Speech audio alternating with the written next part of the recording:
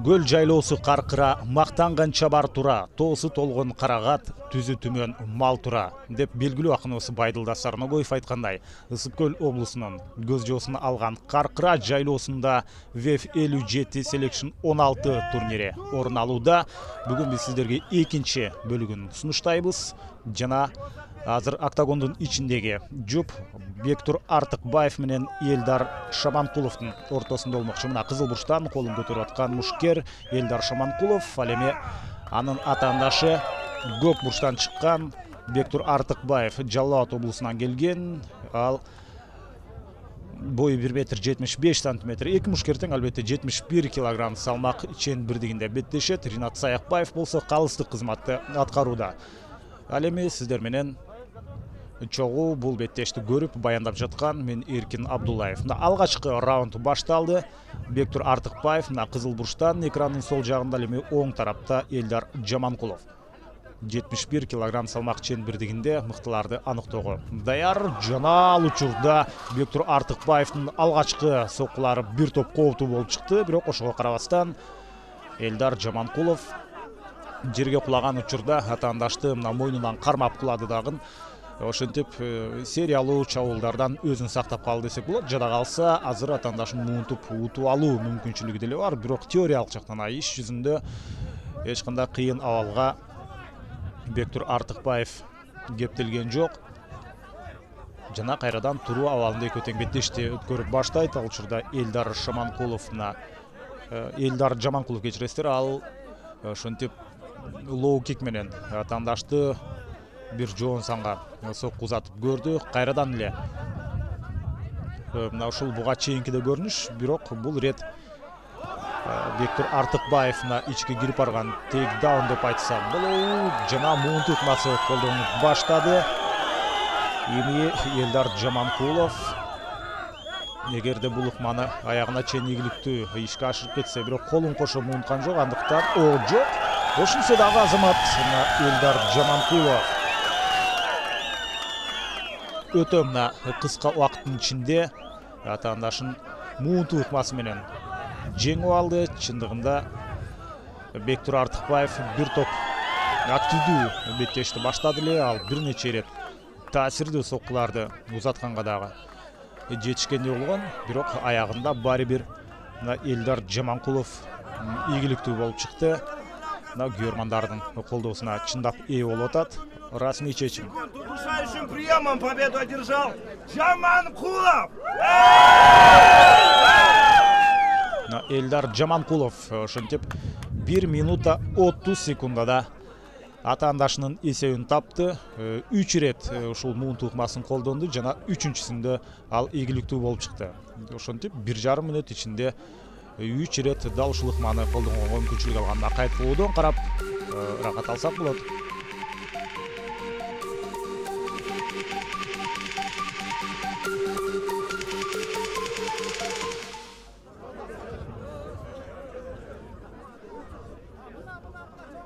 Дагы бир рет ошентип Элдар Жаманкуловду жеңиш менен куттуктайбыз.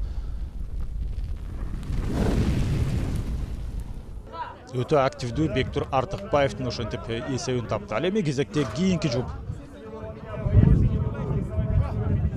Кайрат Мусаевдин айткан сөздөрү жакшы болбой жатат, андыктан бул мушкерлерди мен өзүм тааныштырып чыгайын. Көк бурчтан чыккан Бексултан Каныбек уулу Жалал Абадтын Аксы районунан болот. Бою 1 метр 69 сантиметр.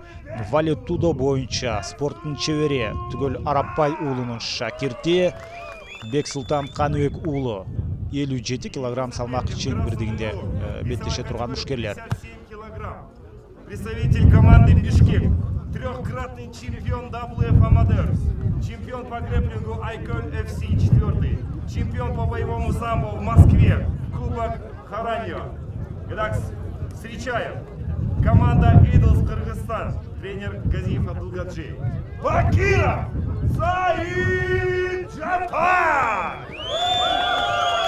Саид Джапар Бакиров 1996 жылы төрөлгөн. Ал Бексултанга караганда 3 жашка кичүү жана беттештерин бир тобун чет өлкөлөрдө өткөргөн, жакынкы чет өлкөлөрдө айтсак болот. Ошол эле Россияда, Москва шаарында ал жакта ошентип жоокердик самбо боюнча жеңүүчү болгон болсо, ошондой эле Айкөл жоокердик клубунун анын дагы 4-чү турниринде жеңүүчү аталган ВФ аматер турнирин уткан. 1,72 метр боюн узундугу. Андыктан Бексултанга караганда Саид Жапар 3 сантиметрге бою узун жана өтө активдүү беттеш башталды. Эки тарапта тең.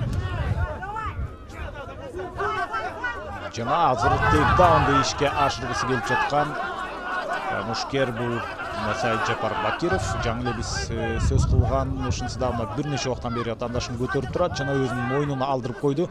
Дал ушундай ыкма менен буга чейин Элдар Жаманкулов жеңишке ээ болуп кетти эле.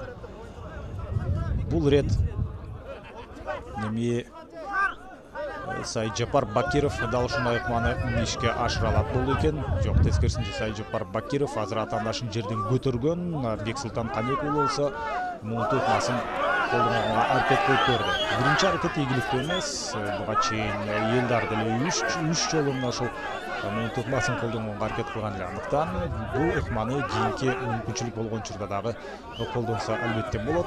Саид Жапар Бакиров далысы менен жерде жатат дагы. Ал эми Бексултан Канек уулу ошол жерден сокку узатуу аракетин жасап көрүү. Колун алдырып койбосо эле болгону. Ыкма өтө такыр туура болгон жок. Ошентсе дагы бул атаандашка чабуулга чыгууну толугу менен жокко чыгарат. Мына эми гана чабуулга чыга турган шарт түзүлүп жаткандай. Саид Жапар Бакиров бир топ тажрыйбалуу мушкерлердин бири. Кайрат Мусаев ал тууралуу бир нече маалыматтарды айтып өттү. Чындыгында ал чоң ири турнирлерде ийгилик жаратып жүргөн Eagles спорт клубунун өкүлү Бексултан Канек уулу болсо, ал дагы оңой жолдордон эмес, түгөл Арапбай уулунун өзүнөн тарбия алган мушкер. Бетте ал жөнөкөй мушкер болушу мүмкүн эмес. Экөө тең бири-бирине чындап шай келген файтерлерди айтсак болот дагы. Кайрадан эле Бексултан өзүнүн активдүүлүгүн көрсөтүп атат. Ыңгайлуу позицияны ээлеп алды дагы. Бирок азырынча албетте так таамай соккулар байма-бай ишке аша элек. Сол кол менен сокку узатып көрдү. Мына оң кол канчалык чабуулга чыкпасын, ошонун баарын азырынча Саид Жапар Бакиров көзөмөлгө алып турат. Албетте ыңгайсыз абалда жатат, бирок ошого карабастан кубаттуу соккуларды кадимкидей алардын багытын карап, мына жада калса ушул абалдан кутулуп кетүүгө дагы аракет кылып көрдү. Тосмого бутун тиреп туруп, ушундай чирен атаандашынын өзүнүн башынан алыс ыргыт ийгиси келет. Бирок аны иш жүзүнө ашыруу оңой эмес. Ошонсо дагы мына сокку өткөрүп алуу коркунучунан кутулду. Мындай абалда Бексултан Канек уулу сокку узатышы мүмкүн эмес. Биринчи раундтун азыр мына акыркы 2 минутасы кетип атат. Жана атаандашынын үстүнөн минип алганы менен таасирдүү соккуларды узаткандан соң эми гана сериялуу чабуу иш жүзүнө ашты. Жана биринчи раунд эми Бексултан Канек уулунун пайдасына чечилип жаткандай. Себеби бул абалдан кутулуп чыгып кетүү албетте өтө кыйын. Болгону коргонуу гана мүмкүнчүлүгү бар. Атаандаштан сокку өткөрүп албоо үчүн ошентип анын белинен кармап туруп өзүнө жакын тартып да көрдү. Анда дагы бир нече секундаларды утту деп айтсак болот. Саид Жапар Бакиров жана анын азыр негизги максаты ушул убакыт бүткөнчө таасирдүү соккуларды өзүнө өткөрүп албай, жок дегенде ушул абалда өзүнүн абалын сактап калуу эле. Азыр болсо тейкдаун ийгиликтүү Бексултан Канек уулунун аткаруусунда.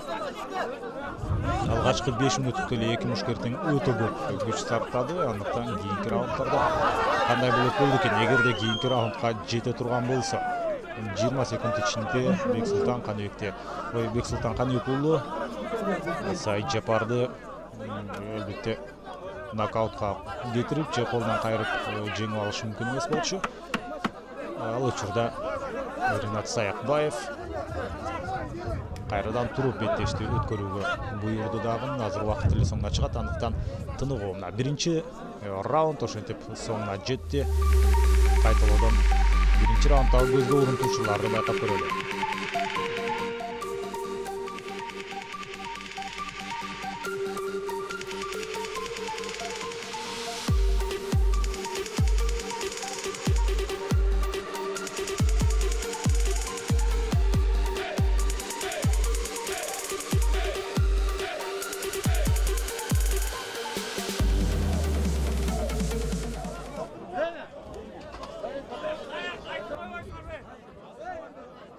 Экинчи раунд башталды. WEF 57 Selection 16 турниринин бул 7-нчи таймашы. Жана экинчи раунд Сайджапар Бакиров кызыл бурчтан чыккан мушкер. Ал эми Бексултан Каныбек уулу көк бурчтан.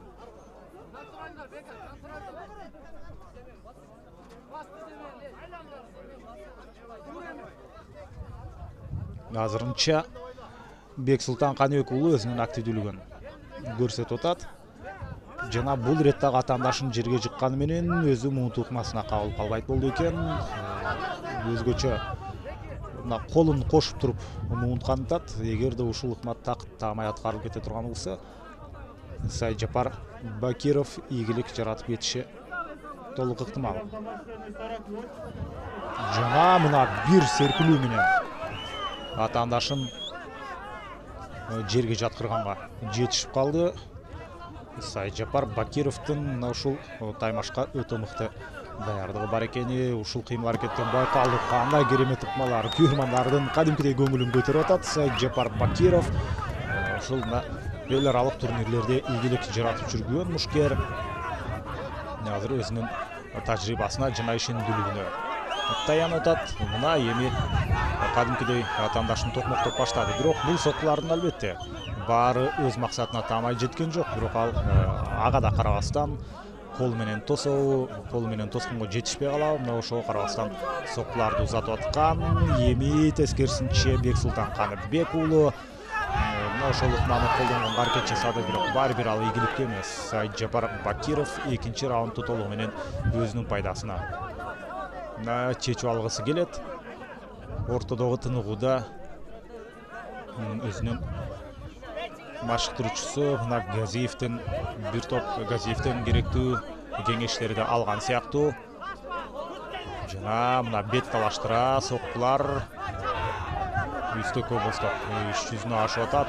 Мындай соккудан кутулуп кетүү мүмкүн эмес. Туюк коргонууга өтүп калгандай таасир калтырат. Ринат Саякбаев мүмкүн беттеш токтотот. Дал ошондой Ринат Саякбаев азыр беттешти токтотту. Бул WEF Global эмес, WEF Pro Fight эмес, албетте WEF Selection деңгээли жагынан WEF Selection ошол Global жана Pro Fight'тан кийинки 3-чү орунда турат. Бул жакта тажрыйбасы өтө мол эмес мушкерлер дагы октагонго чыкканга мүмкүнчүлүгү бар. Ошондуктан акыры аягына чейин мушкер жеңилдим деп айтканга чейин күтүп турбастан Ринат Саякбаев азыр өз убагында таймашты токтоткону өтө туура болду. За 2 минуты 30 секунд техническим нокаутом победу одержал Бакиров!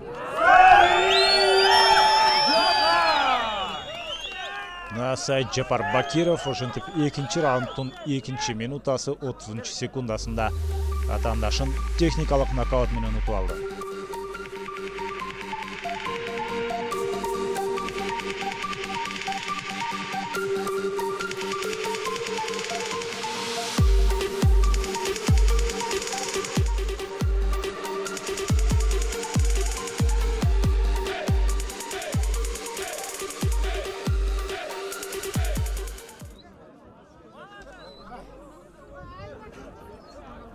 На сыйлык тапшыруу Аземи Сайджапар Бакировду ишендүү жеңиши менен куттуктайбыз. Бексултан Каныбек уулу алды эле бир топ активдүү өзүнүн аракеттерин жасап көрдү, бирок баары бир Сайджапар Бакировго тең тайлаша алган жок. Азыр болсо кезекте кийинки жуп 8-чи жуп мына октагондун ичинде. Миңбашы Акниет уулу жана Ислам Маратов.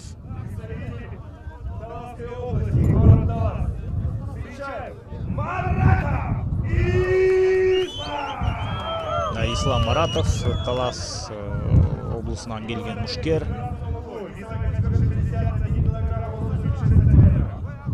Ал эми Миңбашы Акниет уулу тууралуу өзү айталы, анткени Кайрат Мусаевдин айткан сөздөрү тактамай бизге угулбай жатат. Миңбашы Акниет уулу мына Кызыл Бурчтан чыккан мушкер сиздердин назарыңыздарда. Бул эрежесиз эр уруш боюнча спорттун чебери ВЕФ Аматер турниринде жеңүүчү аталган. Ушул Global Pro Fight Selection жана андан кийинкиси Аматер. Мында көбүнчөсү мына жаштар, көбүнчөсү эмес, албетте ушул жаштар арасындагы турнир болуп эсептелет. Жана андан сырткары ММА боюнча Москва шаарынын чемпиону, ошондой эле эрежеси уруш боюнча Кыргызстандын чемпиону Миңбашы Акниет уулу мына Кызыл Бурчтан чыккан. Ал эми анын атаандашы Ислам Маратов ал дагы оңой жол эмес. Pride Team клубунда, спорт клубунда машыгып келет. Алгачкы раунд мына өтө жакшы башталды.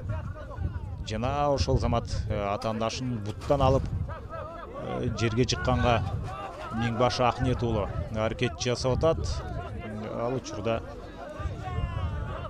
Ислам Маратов дагы ал абалдан кутулуп чыккандай болду. Ошонсо дагы бутун толук ишенимдүү кармап тура албай сериялуу чабуулдарга чыгуу мүмкүнчүлүгүнөн ажырап калды. Мына бир гана сокку затканга мүмкүнчүлүк болот, андан ары шарт түзүлбөйт. Себеби ушул оң буту ыңгайлуу позицияда турган эмес эле.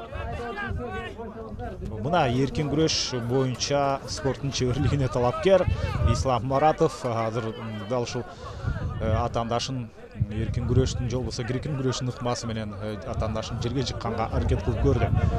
Бирок баары бир бул абалдан жакшы бир дивидендтерди Ислам Маратов ала алган жок. Ошонсо дагы мына соккулар бар, алардын баары таасирдүү же болбосо кубаттуу болуп чыккан жок.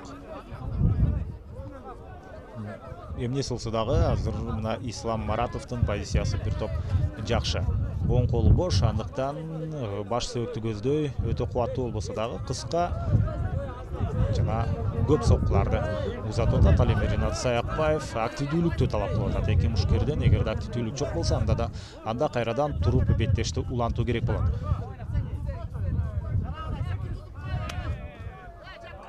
Жерде жаткан учурда жоон санга соккуларды узатып атат. Бул дагы өтө таасирдүү болушу толук ыктымал. Ушундай таамай соккулар кийин туруп беттешти өткөрүүдө өзүнүн ыңгайсыздыгын албетте жаратат. Уламдан улам азыр сокку узатуу өзүнүн кырсыгы катуу тилде окшойт. Ислам Маратовдун ошондуктан бир аз аксап кеткендей көрүндү. Мына эми чыныгы туруп беттешкен көбүрөөк бокстагы элементтерге түскү болот сыяктуу эмес. Эки тараптан да тең активдүүлүк күчөп атат, бирок ошол учурда кайрадан эле Ислам Маратов ал ошол күрөшкө өзүнүн көптөгөн убактысын арнаган буга чейинки карьерасында. Ошондуктан Ислам Маратов белге кирип келип атаандашын жерге жыгып партерде иштөөгө көбүрөөк кызыктар. Бирок ошонсо дагы туруп беттештеп аракет жасап көрдү. Ал учурда Миңбашы Акниет уулу жеңишти камсыз кылып кетти. Бир караганда жөнөкөй абалда эле көрүнгөн, бирок Миңбашы Акниет уулу албетте тажрыйбалуу, жашы жагынан дагы улуураак. Ислам Маратовго караганда Ислам Маратов 1999-жылы төрөлгөн болсо, ал эми Миңбашы Акниет уулу 1996-жылы төрөлгөн. Приемом победу одержал Акниет уулу Миңбашы! Акниет уулу Миңбашы Чүй облусунун Аламүйдөн районунан болгон Миңбашы ошентип муунтуу ыкмасы менен атаандашын утуп кетти.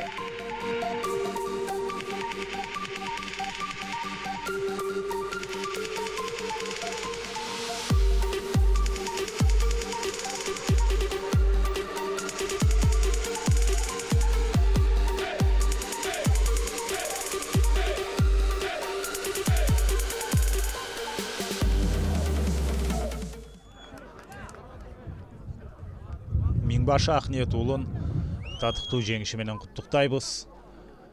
Өтө жакшы беттешти өткөрдү. Ислам Маратов ага каршылык кылган менен ошол муунтуу ыкмасынан кутулуп чыга алган жок.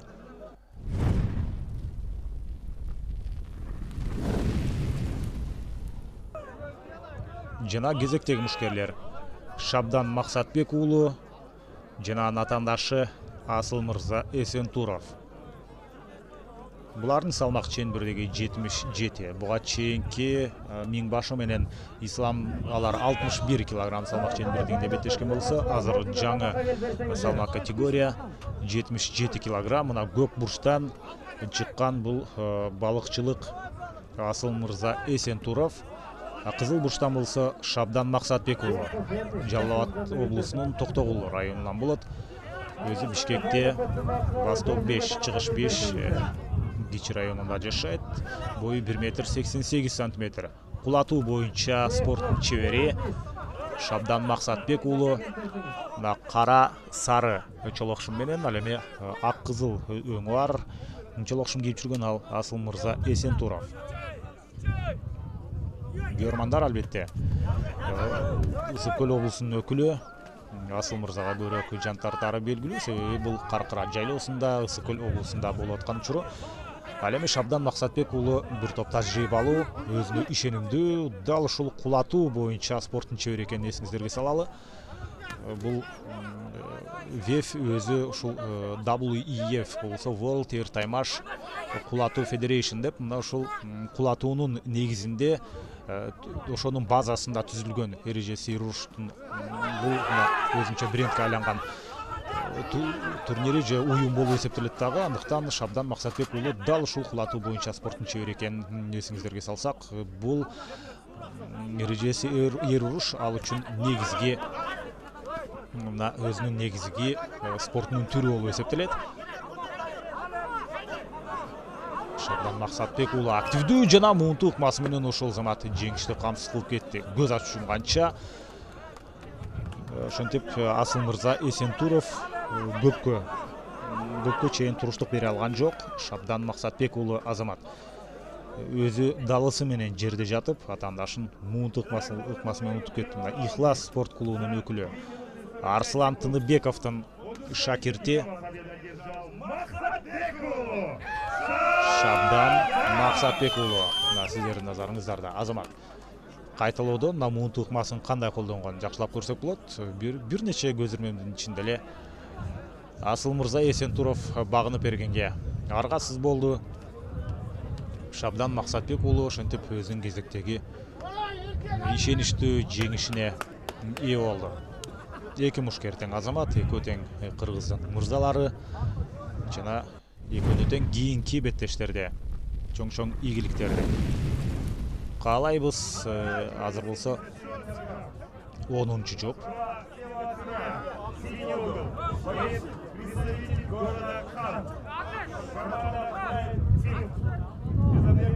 Жок, Кайрат Мусаевдин айткан сөздөрү дагы деле такуу кылбай жатат. Чүй облусунун Кант шаарынан болгон Уланбек Казиев сиздердин назарыңыздарда. Көк бурчтан чыккан мушкер эркин күрөш боюнча спорттун чебери Pride Team спорт клубунда беттешет. Анын атаандашы мына Алмазбек Келдибек уулу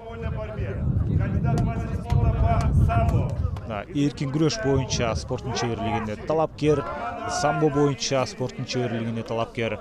Ошондой эле бир нече жолку эркин күрөш жана самбо боюнча байгелүү орундардын ээси Алмазбек Келдибек уулу. Ал кызыл бурчтан чыкты. Ошондой эле кара чолокшум, каптал жагында ак чийини бар. Бул Уланбек Казиев. Жөн гана кара чолокшум менен чыккан Алмазбек Келдибек уулу. Алгачкы раунд башталды. Бул селекшнда деле ошол профайт жана глобалдагы рейтингдик турнирлер сыяктуу 5 мүнөттөн 3 раунд беттеш орун алат. Эркин күрөш менен экөө тең алектенген, андыктан түз эле ушундай бири-бирин кармашуу кармап бири-бирин партерге жаткыруу аракеттери көрүлүп баштады. Азыр болсо бирок эркин күрөш эмес, ушул грек-рим күрөшүнүн элементтери Бул жерде мына байкалып атат. Кимиси азыр атаандашын жерге чаап, мына 4 упайлык ыкманы жасап кетет болду экен. Албетте, эркин күрөштөгү ыкмалар чындыгында бул эрежесиз эруруш, мына тизе менен сокко ич талаштыра. Дагы бир рет бул ирет бет сөөктү, баш сөөктү көздөй дагы сокку узатканга аракет жасап көрдү. Жана middle kick, low kick, андан кийин Алмазбек Келдибек уулунун аткаруусунда. Алмазбек 1995-жылы төрөлгөн. Ал эми анын атаандашы Уланбек 1980-жылы. Экөөнүн ортосунда 1 топ жаш айырмачылык бар. Атаандашынын артына өтүп алды. Жана ушул жерден сериялуу соккулар Алмазбектин аткаруусунда орун алып атат. Кайрадан эле ыңгайлуу позицияны ээлеп турат. Мындай жерден тейкдаун менен атаандашын жерге жыкканга мүмкүнчүлүк бар. Же болбосо жөн гана чөгөлөтүп туруп, ушул жерден азыр акырын моюн жака өтүп туруп, муунтуп кетсе болот, артка тартып, же соккуларды узатуу. Негизинен ар кандай вариантта чабуулду өнүктүргөнгө Алмазбек Келдибек уулунда мүмкүнчүлүк бар. Бирок азырынча активдүүлүк жок. Мына сол колун Уланбек Алмазбектин сол колун өзүнө жакын кармап тартып алган. Бул албетте өтө жакшы ыңгайлуу коргонуу ыкмасы болуп берүүдө азырынча. Жана бул ирет эми атаандашынын далысын жерге жаткырып алганга мүмкүнчүлүк алды. Эми ушул жерден Алмазбек Келдибек уулу кандай ыкмалар жасайт болду экен? Жок, активдүүлүк эки тараптан тең жок болуп калды. Ошондуктан Ринат Саякбаев кайрадан туруп беттешти улантууга буйруп атат. Уланбек Казиев жашы 1 топ улуу. Бою болсо 1,72 метр. Ал эми 1,80 метр Алмазбектике. Боюнун узундугу боюнча дагы артыкчылык бир аз байкалып турат. Булардын эми салмагы 77, ошондуктан буга чейинки 61-57 килограммдагыларга караганда өтө алардыкындай ушунчалык динамикалуу беттеш болушу мүмкүн эмес. Жана бул жерде хай кик. Уланбек Казиевдин аткаруусунда кайрадан эле кармашуу орун алып баштады. Биринчи раунд.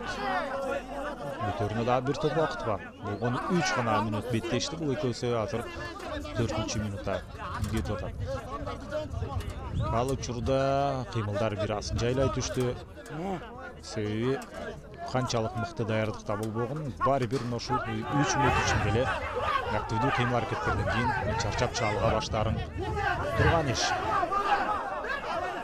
Иш талаштыра тизе менен дагы бир сокку узатып көрдү азыр Алмазбек Келдибек уулу. Бирок эки мушкертең өздөрүнө ишенимдүү, бир билгени бардай, акырында мына өздөрүнүн ушул раундга коюлган тапшырмасын акырындап аткарып атышат. Бирок иштеш керек. Активдүүлүк албетте калыстар тараптан эч качан көз жазымда калбайт.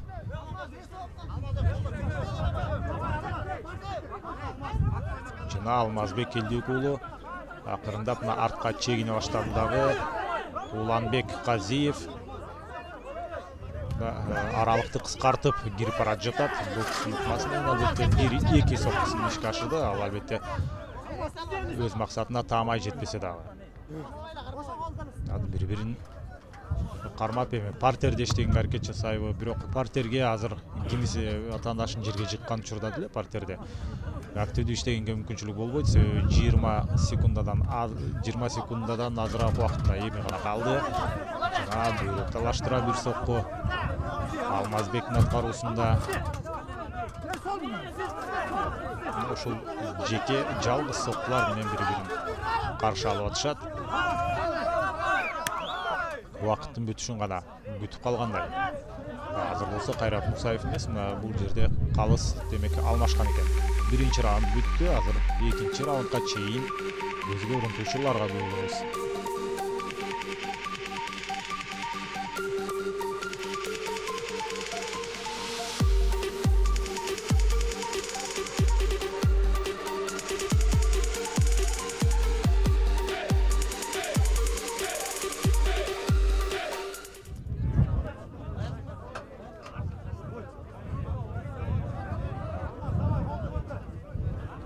мына экинчи раунд башталды. Алмазбек Элдек уулу менен Уланбек Казиевдин ортосунда бул таймаш орун алып атат.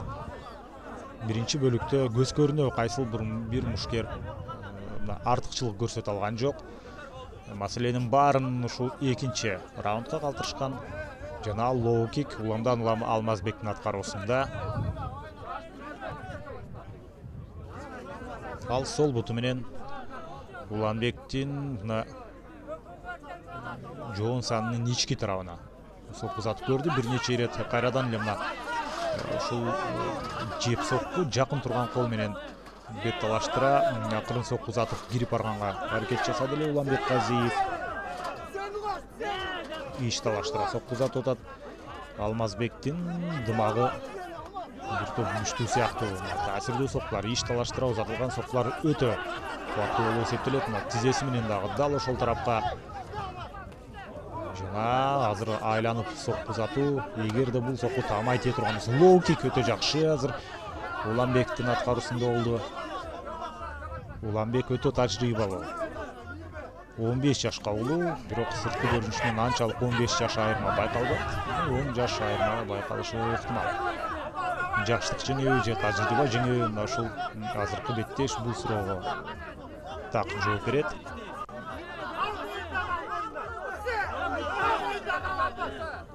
Алмазбек мына ыңгайлуу учурду күтүп турат. Сокку узатсамбы же муун тукмасын колдонуп кетсем деп, муун тукмасын колдонуп кетүү бир тобокелдик бар. Анткени баштан ары Уланбек аны ашуу иши толук ыктымал болчу. Ошондуктан алгач сокку узатып туруп, бир аз ушул көзөмөлдү жоготкон учурда мына ошондо Алмазбек кайруу же муун тукмасын колдонгусу келип жатат. Жок, азыр абал бир аз өзгөрө түштү. Акырын артка өткөнгө аракет жасап атат. Бул ушул эркин күрөштө жүргөн учурда денесине сиңип калган кыймыл аракеттердин бири. Ушундай мүмкүнчүлүк болгондо алар автоматтык түрдө артка өтүп кеткенге аракет жасайт. Себеби Уланбек Казиев эркин күрөш боюнча спорттун чебери. Эми Алмазбек болсо эркин күрөш боюнча спорттун чеберлигине талапкер. Активдүүлүк жок, бирок экөө тең чарчады. Бул албетте беттешке начар даярданып калгандан эмес. Бул түздөн түз ушул ушунчалык интенсивдүү динамикалуу таймаш орун алып жаткандыктан ушундай бир топ күч бул жакта сарпталып атат. Ансыз деле Каркыра жайлоосу бул деңиз деңгээлинен бир топ бийик жер болуп эсептелет. Бул жакта эртерээк чарчайсың, алда түшүнүктүү. Ошентип мына Каркыра жайлоосунда өзгөчө чоң спорттук майрам. Көрмандардын көптүгүн карап көрүңүздөр. Баары ушул октагонго жакын жайгашып алып, ушундай өтө чоң эл аралык даражадагы турнирде күбө болуп атышат. Алмазбек азыр биринчи номери менен иштегенге аракет кылып көрдү.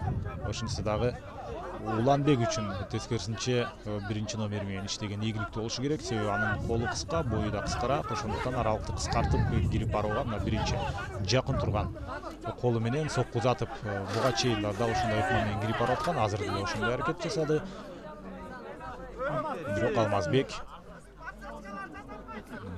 мындай соккулардан оңой эле кутулуп кетип атат. Жада калса өзүнө таамай тийип калган күндө деле атаандашын кармап калып, андан ары чабуулга чыкканга мүмкүнчүлүк бербей жатат. Активдүүлүк жок. Андыктан калыс кайрадан ортолук бөлүктөн беттешти улантууга мүмкүнчүлүк берүүдө. Бири-бири менен таптакыр беттешкиси жок. Энергиясынын баары буга чейинки биринчи раундда жана ушул экинчи раунддун алгачкы жарым бөлүгүндө калды. Эми кимисинин ушул даярдыгы мыкты болсо, физикалык жактан ошол мушкер жеңишке жетчүдөй болуп турат. Себеби ой азамат азыр Уланбек Казиев таамай сокку узатып өттү эле, бирок ошол замат Алмазбек дагы жооп бергенге аракет кылды. Германдар улам жанданып, ар бир таасирдүү кыймыл аракет орун алган учурда эки мушкерди тең албетте колдоп атат. Акырындап жакындап барып, азыр хай-кик аракетти ишке ашырды эле. Ал учурда экинчи раундтагы соңуна чыкты.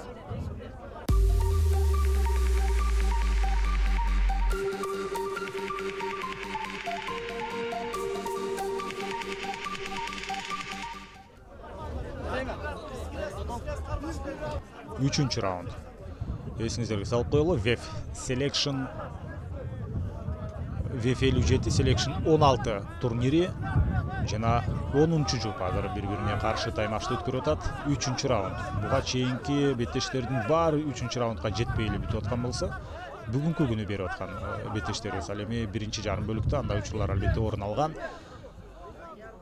Ошентип биз азыр алгачкы ирет 3-чү раундга чейин жеткен беттешти көрүүдөбүз. Алмаз Келдибек уулу, ал ушул Кыргыз мамлекеттик диний тарбияны чыңдоо академиясында окуйт.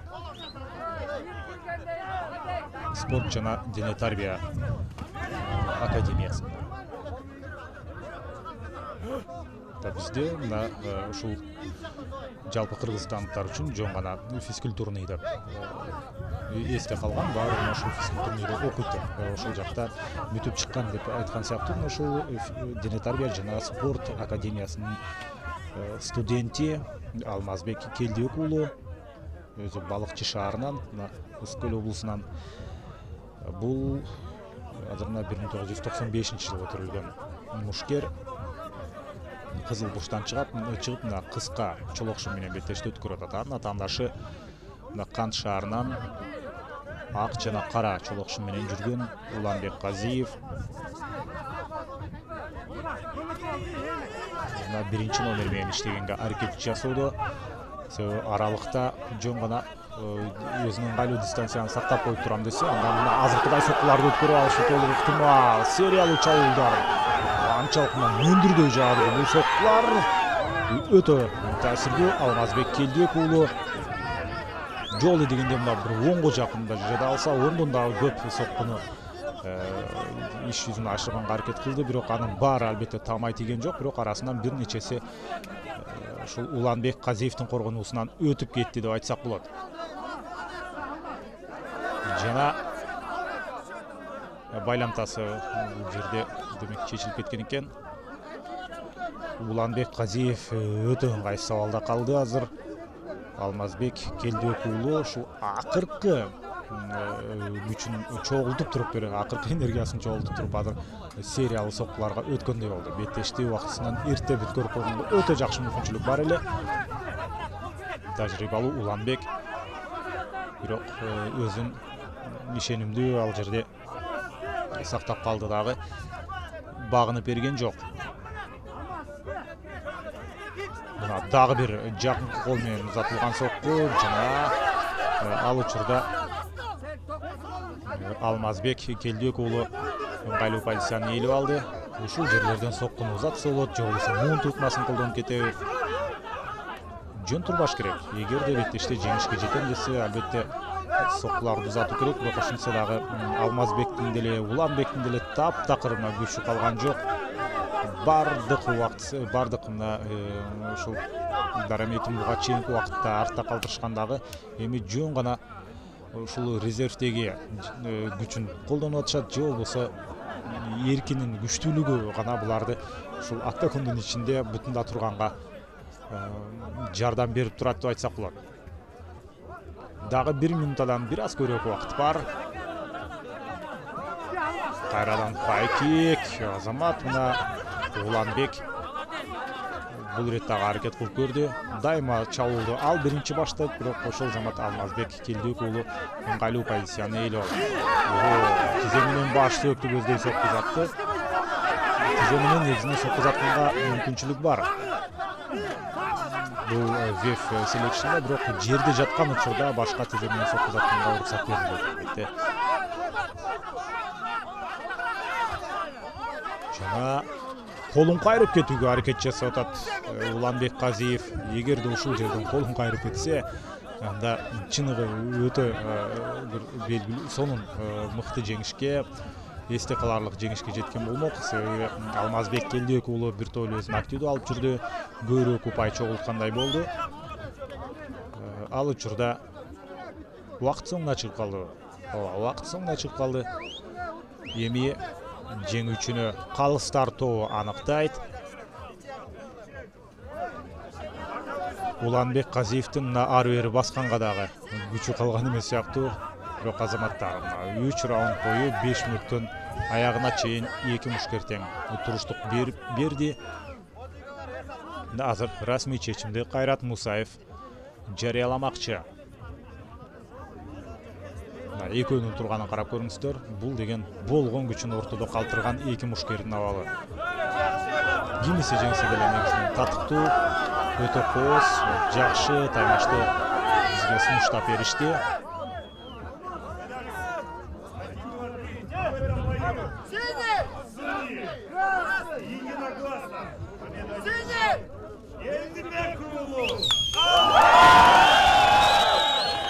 Калыстардын чечими демек бир добуштан бардык калыстар жеңишти. Алмазбек Келдибек уулуна ыйгарышты.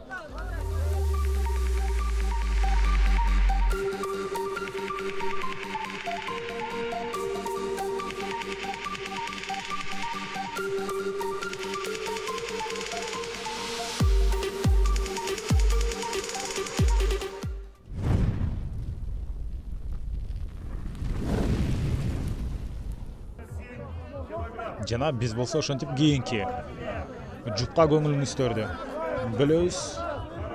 Адилет Көкүлов жана Темирлан Кубанычбеков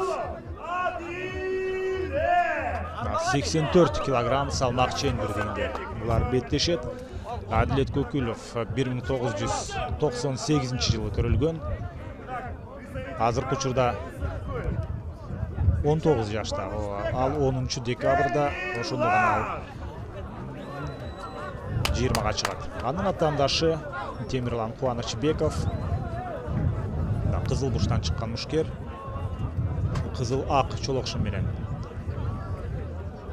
Адилет Көкүлов болсо көк бурчтан чыкты, кара чолокшун менен.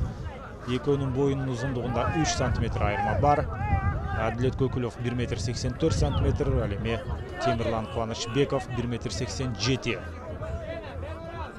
Экөөнүн тең салмагы 84 килограмм. Ошентип акырындап салмак чеңбирдиктер оордоп бара жатат.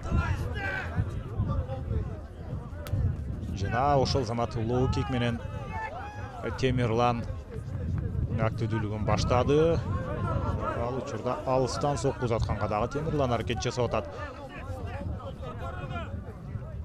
Экөөнүн тең соккулары кадимкидей нокаут жыттанат деп айтсак болот. Эгерде ушул баш сөкөт азыр кубаттуу соккулар таамай тие турган болсо, терең нокаутка дагы кетип калышы толук ыктымал.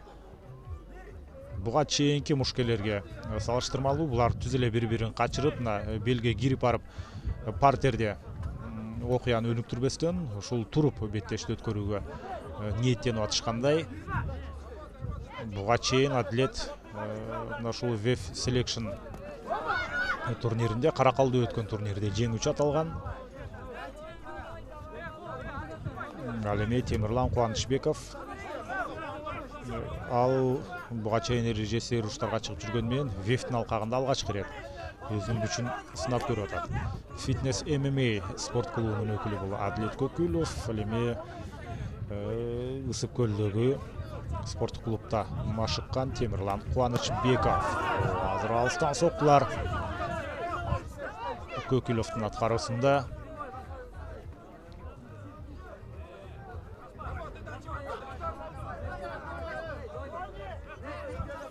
Дагы бир рет сокку узатып алыстан көрдү. Темирлан Кубанычбеков. Кызыл кийимчен Темирлан Кубанычбеков. Ал эми көк бурчтан чыккан Адилет Көкүлов экенин эсиңизерге салып коелу. Өтө жакшы таймаш орун алып атат. Себеби партерде бири жатып алып, бири-бирин ары бери колун кайраганга аракет кылып жүргөндөн көрө, ушул туруп беттешти өткөргөн күйөрмандарга көбүрөөк кызыгууну жаратат. Күйөрмандар үчүн ал учурда биринчи раундтун дээрлик жарымы артта калып отурат. Толук жарым эмес, дээрлик жарым десек болот. Анткени мына 2 жарым минутта калган учурда гана биз биринчи раундтун жарым артта калды деп айтсак болот. Биринчи номер менен азыр мына Адилет Көкүлөв иштеп баштады. Ал акырындап атаандашым мына бурч хатта кап бара жатат. Темирлан Кубанычбеков болсо ал лоу-кикте колдун аракет жасаган, бирок ошол замат Адилеттен сокку өткөрүп алды.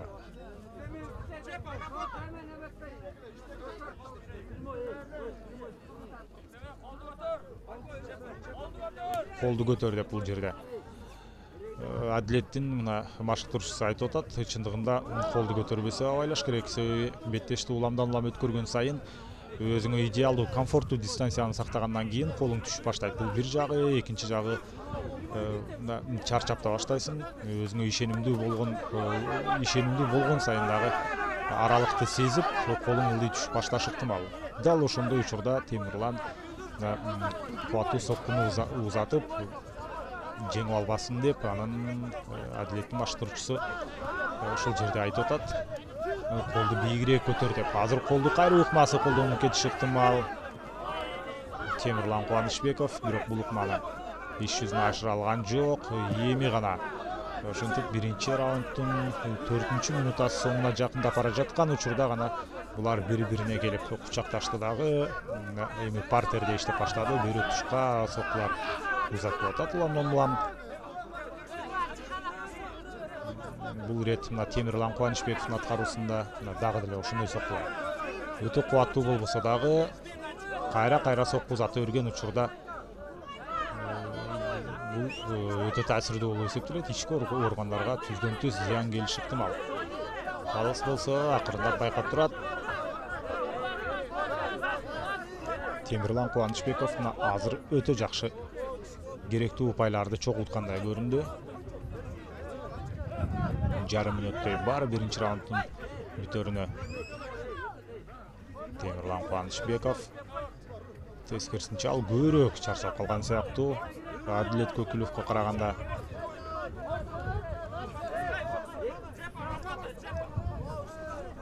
алыстан кросс соккуну иш жүзүнө ашырганга аракет кылып көрдү, бирок ансыз деле азыр абалды өтө жакшы көзөмөлдөп турган Адилет үчүн бул соккулар ийгилик жаратышы мүмкүн эмес. Жана азыр мууту ыкмасын колдонсо болот. Калыс эмне үчүн токтотуп койду? Калыс беттеш соңуна чыкты деп эсептейт. Мууту ыкмасы демек ийгиликтүү иш жүзүнө ашып кетти. Кайталоодон гана жакшылап аныктап алсак болот.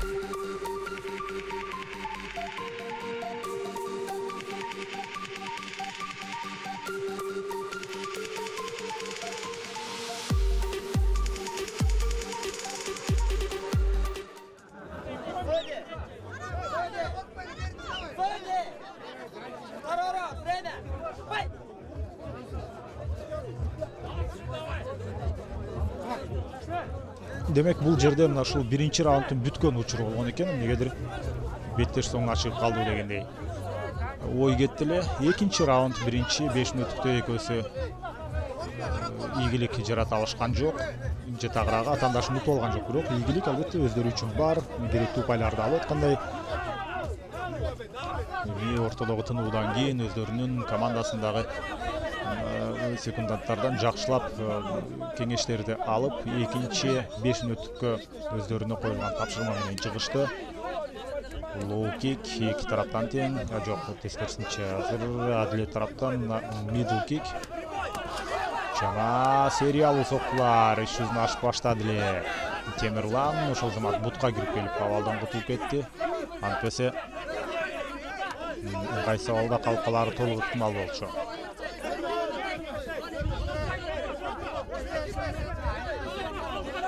Мындай учурдан эми кубаттуу сокку узатып, атаандаштын үстүнө кирип барса деле болот. Кээ бир мушкерлер ушундай жерден мына бутка жоон санга сокку узатып гана турууну туура көрүшөт. Кээ бирөөлөр болсо ушундай өзүн бийик көтөрүп туруп, колу менен кубаттуу сокку узатып келишет. Белден ылдый сокку өткөрүп алды. Темирлан Кубанычбеков өзүн өтө ыңгайсыз сезип атат. Түшүнүктүү, ошонсо дагы буттун учун бийик көтөрүп туруп таманы менен секириш керек. Ошондой кыймыл аракеттер эртерээк өзүнө келгенге мүмкүнчүлүк берет. бирок атайын жасалган сокку болгон жок. Бул жерде Адилет Көкүловго кандайдыр бир эскертүү берилиши мүмкүн эмес. Болгону Темирлан Кубанычбеков өзүнө келип алуусу үчүн калыс мүмкүнчүлүк берди. Бир топ убакыт белден мындай сокку өткөрүп алган учурда албетте ар бир мырза өзүн жакшы сезбейт. Калыс дагы өзү түшүндүрүү иштерин жүргүзүп атат. Секир көрөк секириш керек. Беттешти уланталат болду экен. Эгерде өзүн жакшы сезбесе, анда дал ушул жерден таймашты токтотуш керек болот. Жакшы элесиңби? Демек жакшы. Беттеш уланат андан ары. Кечирим сурады Темирлан Кубанычбековдон. Адилет Көкүлов албетте атайын кылган ал жерде кыймыл аракет болгон жок. Ошонсо дагы кечирим сурап койгону бул өтө жакшы. Анын ушул адамдык сапаты өтө жогорку деңгээлде экенин кабар берет. Сол кол менен сокку затып ушул замат оң колун чабууга кошту эле.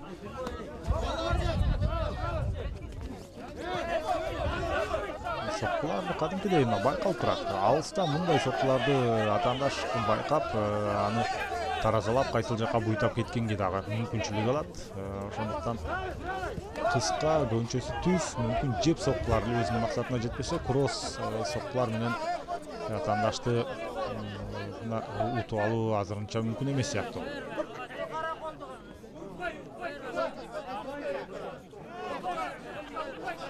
Бул рет Темирлан Кубанычбеков атаандаштын үстүндө Адилеттин бөйрөк талаштыра сокку узатып атат.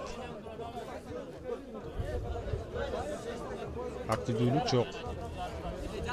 Антан кайрадан туруп таймашты өткөрүүгө калысына шарт түз берди.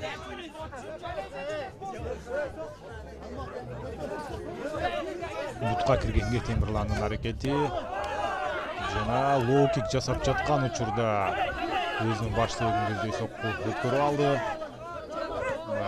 Эркин күрөштөгүдөй артка өтүп барып Азамат бир айланып чыкты дагы.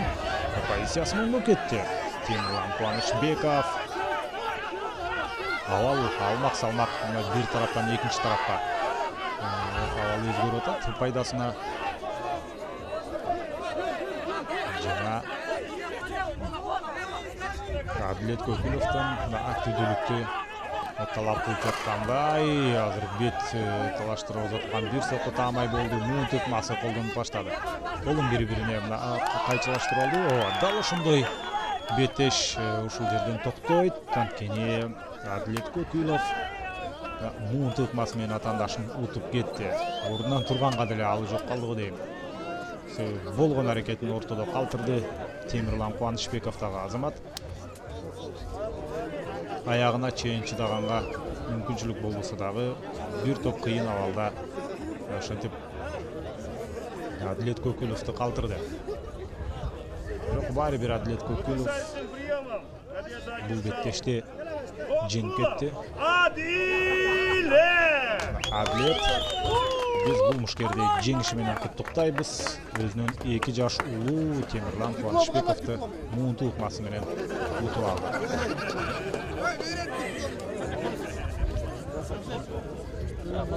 Адилет Көкүловго демек кийинки беттештерде ийгилик каалайбыз. Кыргыздын желегин далай жерде желбиретчү мушкерлердин бири экенин дал ушул таймашта далилдеди.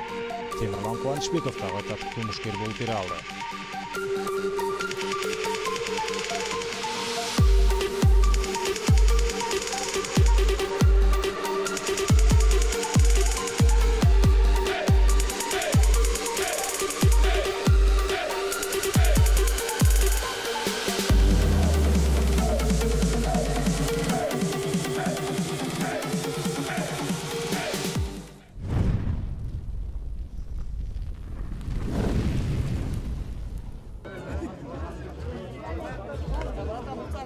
Азыр эми кезектеги жок. Итак, событом бою весовая категория 66 кг. 66 кг салмак чембирдигинде Байжан Элдияр уулу менен Назар Канатбеков беттешет.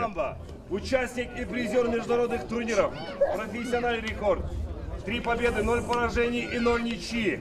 Файтер KG команда. Итак, встречаем Канатбеков Назар! Назар Канатбеков сіздердің назарыңыздарда. Анын атандашы Байжан Элдиярулы. Боец весовой категории 66 килограмм.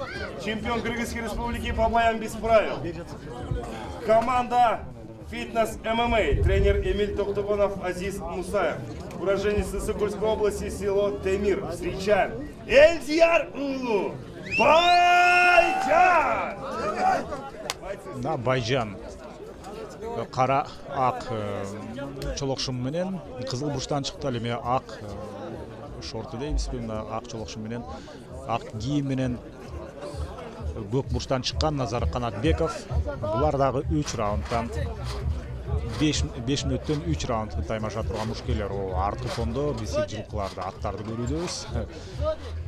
Демек, жайлау, боз үйлер, артқы фонды көз жосын алған, Қырғыздың қос жерлерінің бірі болған. Ошол Қарқыра жайлоосу VF 57 Selection 16 турнири. Ошол таза абада, чыныгы жайлоодо азыр өтө қос спорттук таймаш орун алып атат. Байжан Элдиярулы ал учурда биринчи номер менен иштеп баштады. Ал акырында паралыкты кыскартып келе жаткан эле, бирок ошол замат муут утмасын колдонуп кетти дагы. Калысы ошол замат беттешти токтотту. Таң калыштуу. Назар Канатбеков калсын чечими менен макул эмес. Макул эмес.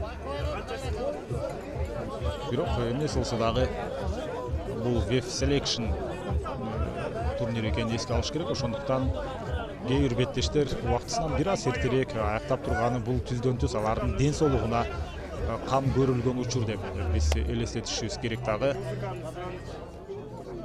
Ошентип ойлошубуз керек болот. Мына расмий чечим тугалы. 25 секунд. Удушающим приемом победу одержал Элдиярулы Байжан Элдиярулы 1994 жылы төрөлгөн. Темир айылынан болот. Көлдүн Темировкадан ал ошентип жеңишке ээ болду. 66 килограмм салмак чембирдигинде сыйлыктарын, медаль жана дипломдорун алып жаткан учурубуз азыр кайтылуудан дагы бир рет муут утмасын көрүп алалы.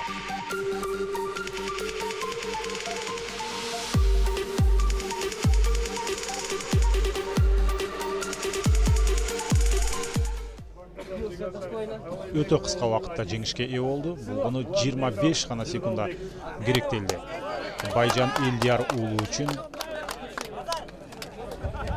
анын атаандашы түздөн түз жеңилдим деп белги бербесе дагы, бирок өтө жакшы колдонулуп аткан эле. Эң кыска таймаштардын бири ошентип Байжан Элдиярулы менен Назар Канатбековдун ортосунда болгон болсо, азыр кезектеги мушкерлер 84 килограмм салмак чембирдигинде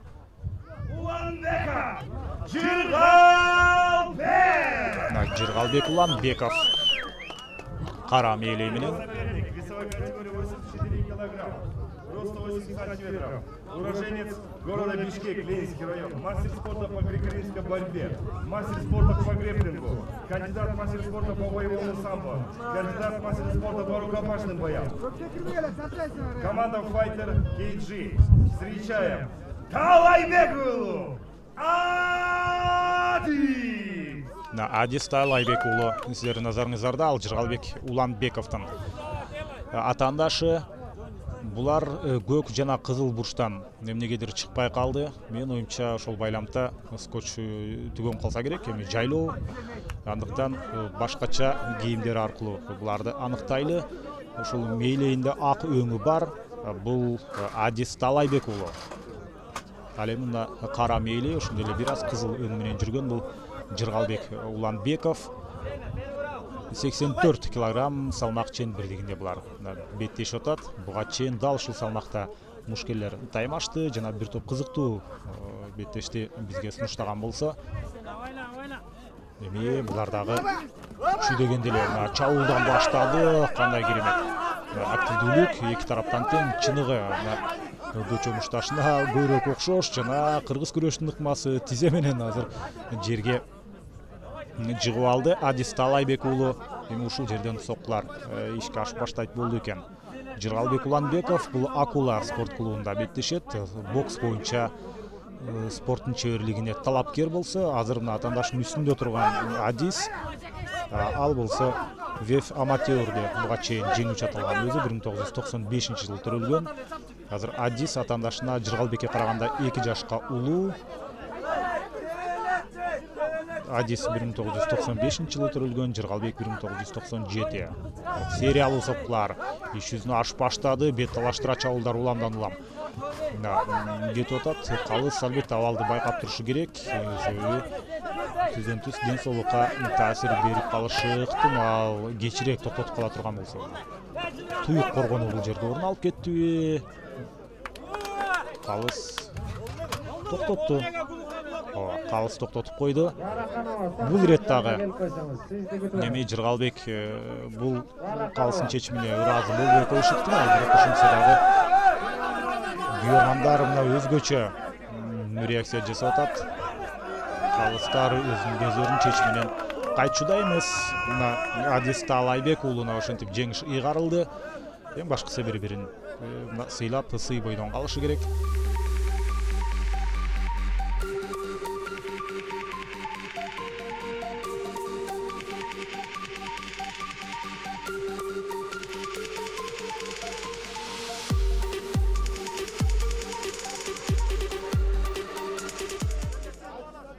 Ошентип кайталоодон дагы бир ирет канткен учурда калыс токтотконун биз чындап байкадык. Албетте анын чечими бир жагынан туура ВЭФ Selection экенин эске ала турган болсок, мына ВЭФ 57 Selection 16 турниринин эң акыркы таймашы.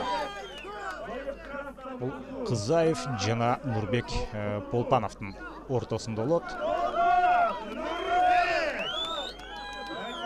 Төрөхан, жолбосо Төрөжан, Кызаев менен Нурбек Полпанов. Экөөнүн тааныштырбай калды. Анда мен тааныштырып өтөйүн. Төрөжан Кызаев бул Бирлик Түп районунун Бирлик айылынан, бою 1,80 см, мына булар 77 кг салмак чен бирдигинде беттешет. Азыр бизге көрүнүп турган калыстын оң жагында турган мушкер бул Нурбек. Жамал учурда кандай сериялуу чыныгы мына көчөдөгү мушташ сыяктуу беттеш орун алып баштады. Эч кандай коргонуу тууралуу өтө тең ойлоп коюучудай эмес. Түз эле бири-бирин качырып, ушундай гриппардагы күйөрмандарга өтө жакшы бир таймашты тартуулап атышат. Жана түз эле мына арты менен дабысы менен жерге ушул жерден атаандаш кулап түштү дагы. Муун тыкмасын колдонгонго Нурбек аракет жасап атат. Нурбектин муун тыкмасы канчалык иш жүзүнө ашат? Бул муун тыкмасы же жөн гана ушул атаандаштан сокку өткөрүп албоо үчүн болгон коргонуу аракеттери эле. Таптакырына бир абалды оңдогонго дагы тап мүмкүнчүлүк болгон жок. Муун тыкмасы колдонулуп атат. Жана менин оюмча беттеш токтойт. Дал ошондой мына калыс таймашты ушул жерден токтотту. Жана Кызаев мына сиздердин назарыңыздарда бул мушкер беттештин жеңүүчүсү. Нурбек болсо жеңилгенине таптакыр макул эмес. Чындыгында муун тыкмасы толук ишке ашыш үчүн ал моюнун берип коюшу керек эле. Ал моюнун бербей ушул ылдыйкы жагы менен атаандашын токтотуп турган. Бирок ошентсе дагы калысы беттешти токтотту. ВЭФ 57 Selection 16 турнири ошентип соңуна чыкты. Бардык жеңүүчүлөрдү жеңиш менен куттуктайбыз. Жана жеңил ызасын тарткандарга кийинки беттештерде ийгилик каалайбыз. Биз коштошо турган убакытка келип жеттик. Кызматыңыздарда мен Эркин Абдуллаев болдум. Кийинки беттеш эми Талас облусунда болот. Ушул ВЭФтин кийинки турнири дал ошол ВЭФ 58 турниринен жолукканча саламатта болуңуздар. Мен Эркин Абдуллаев сиздер менен коштошом.